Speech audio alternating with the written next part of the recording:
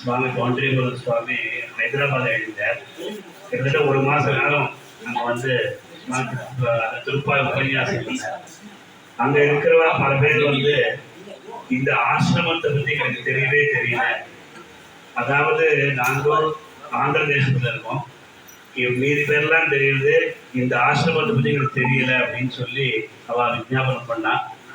அந்த விஜாபனத்தை முன்னிட்டு அடியோங்கள் அடியேனும் அடியனுடைய மித்திரனா இருக்கிற தட்டை அதை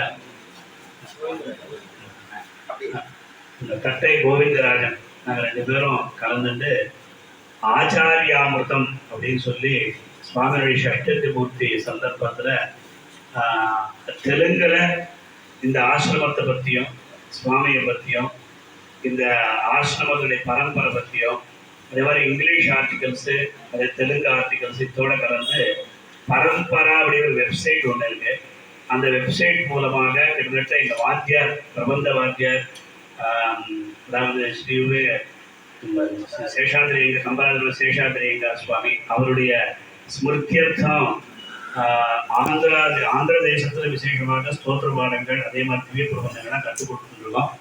அந்த ரீதியில் அந்த பரம்பரா வெப்சைட் மூலமாக இந்த புஸ்தகமானது இந்த தினம் சுவாமியுடைய திருக்கைகளால் வெளியிடப்படுகிறது. முழுக்க தெலுங்கு இருக்கு, அதே மாதிரி இங்கிலீஷும் இருக்கு. எல்லாருக்கும் உபயோகப்படணும் அப்படின்னு சொல்லி இந்த சந்தர்ப்பத்தில் எல்லாருமே நமக்கு ரொம்ப அதை பத்ரி சுவாமி முரளி சுவாமி வரலாம் நமக்கு ரொம்ப ஹெல்ப் பண்ண அந்த விஷயத்தில். இங்கே ஆண்டவனும் நமக்கு அனுகிரகத்தோட நீங்கள் புஸ்தகம் போடுங்க சொன்னால், அதே மாதிரி ஒரு அதான் ப்ளஸ் பாயிண்ட் என்னன்னா நம்ம பிரணதார்த்தி மாமாவுடைய பிள்ளை ஸ்ரீனிவாசவர் இங்கே இருக்கிறதுனால அதனுடைய பிரபாவம் இங்கே இருக்கு. சீனிவாச பிரபாவம் இருக்கிறதுனால சுவாமியுடைய திருக்கைகளால வித்வானுடைய சமக்ஷத்துல இந்த புஸ்தகத்தை சுவாமி பிரார்த்திக்கிறார்கள். ஆச்சாரியாமிர்தம் அப்படின்னு